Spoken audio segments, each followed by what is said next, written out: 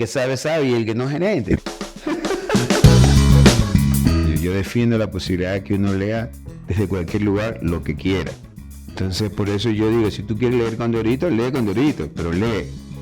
Que si vas a contar una historia o lo que sea que quieres contar, tiene que ser algo que se conecte con los demás de alguna manera. Creo que hay que escribir cuando uno tiene algo que decir.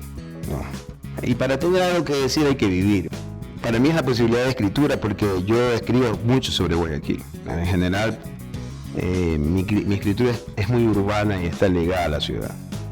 Pasan tantas cosas extraordinarias que se vuelve ficción, ¿no? Es como que si la ves, como que si te pones a concentrar en la ciudad, siempre vas a encontrar una historia. O sea, es una fuente inagotable de historias Guayaquil, para mí. Puede ser que otra gente lo vea de otra manera.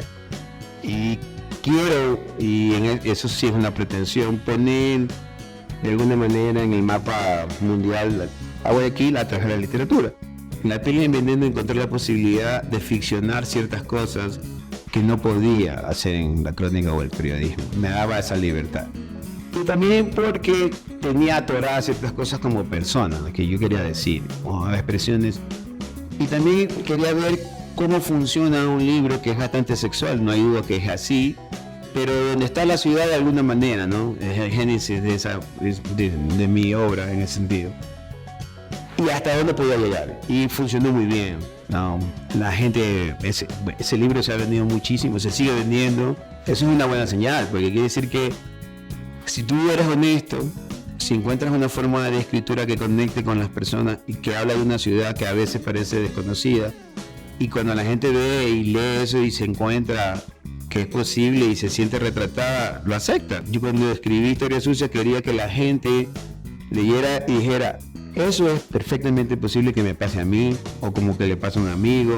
Es como que se establece una relación de cercanía a través de un libro. Y eso fue lo que intenté hacer con Historia Sucia. Yo ya trabajaba en el universo por una suerte muy particular, pero no hacía periodismo. Entonces cuando estaba en la universidad yo ya más o menos entendía cómo era un medio, por ejemplo, cómo funcionaba una redacción o cómo se hacían las noticias. Pero yo tenía profesores que no.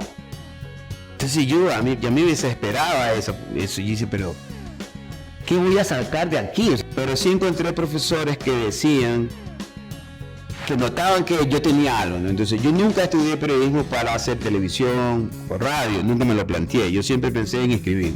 Tuve la suerte también de hacer una pasantía en el país, en España. Entonces fui la primera persona del universo que la hizo. Entonces eso como que me marcó, ¿no? En un camino. Entonces era volver al Ecuador, volver al universo y hacer algo con ese conocimiento que nadie más tenía, porque era una suerte que yo solo tenía. Entonces yo dije, bueno, no puedo no hacer. Mi relación fue mucho más amena, mucho más tranquila, porque escribía temas que yo quería, lo que se llama tener tu propia agenda.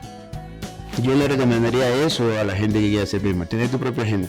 Los medios la tienen, pero ten la tuya. Porque cuando te vas a contar algo, lo cuentas desde tu lugar. La primera obligación de todo periodista es saber quién es el dueño, y saber quién te paga y con quién te vas a meter en problemas. Y luego tener tu propia agenda para construir un periodismo que tenga que ver contigo y tus intereses también, porque la objetividad no existe, al menos el periodismo no. O sea, cuando tú escribes, estás poniendo tu subjetividad y la forma como tú ves las cosas.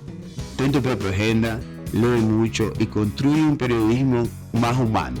Porque es lo que el periodismo de cifras o macro, y cuando dicen la macroeconomía, nadie entiende lo que es.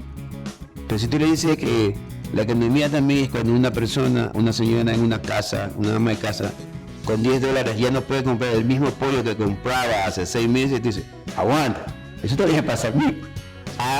Pero eso es economía también. Entonces la gente tiene que entender que el periodismo cumple con esa función social también, ¿no? O sea, te puede caer bien o mal, pero hay gente que entrevista a alguien, lee algo y luego lo decodifica para que cualquier persona lo pueda entender. Eso es lo bueno del periodismo. El proceso del escritor no por muy buen escritor que seas, incluso que sea un genial escritor, no va a pasar nada si alguien no te lee. Y tú no puedes obligar a nadie que te lea. Y para que pase eso, a veces hay que comprar el libro o alguien te lo regala. Y cuando alguien cuenta un libro, lo que hace generalmente es decir, como decía Borges, esto me causa tanta alegría y tanto placer que te lo voy a regalar o te voy a sugerir que leas este libro. Puede ser que te transformes tú o se transforme alguien. Pero para transformar la sociedad, tú sabes cuánta gente tendría que leer el libro, cuánta gente tendría que involucrarse en este proceso para que eso sea posible. No pasa. Entonces la sociedad se transforma poco con libros. Lo que sí pasa es que hay gente de esa sociedad que se transforma profundamente. ¿Ves que es muy diferente? La sociedad en general, poco. Pero esa gente o ciertas personas, cuando encuentran esos libros, se transforman profundamente.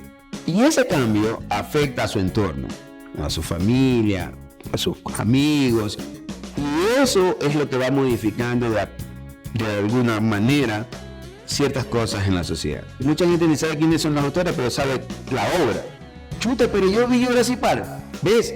Ahí se transforma la sociedad, porque vieron la película, no porque leyeron el libro. ¿Me viste? Ahí está. Pero eso tiene un impacto más grande y afecta mucho más la sociedad. Y entonces ahí sí, por eso los escritores no van a dejar de escribir, porque tienen la posibilidad de que eso se transforme de otra manera. Para Ecuador hay que encontrar nuestra forma de contar las historias, ¿entiendes? Las revoluciones no se pueden importar, tenemos que encontrar nuestra propia forma de hacer nuestra revolución, o nuestra forma de construir un país, porque esto es tan diverso y hay, ¿viste? Tenemos 3 regiones. ¿Qué tiene que ver un chico de Otavalo con un chico de Daule? Uno tiene que entender eso y después decir, con esto de todas maneras voy a tratar de construir algo que funcione. Y creo que esas preocupaciones son más loables.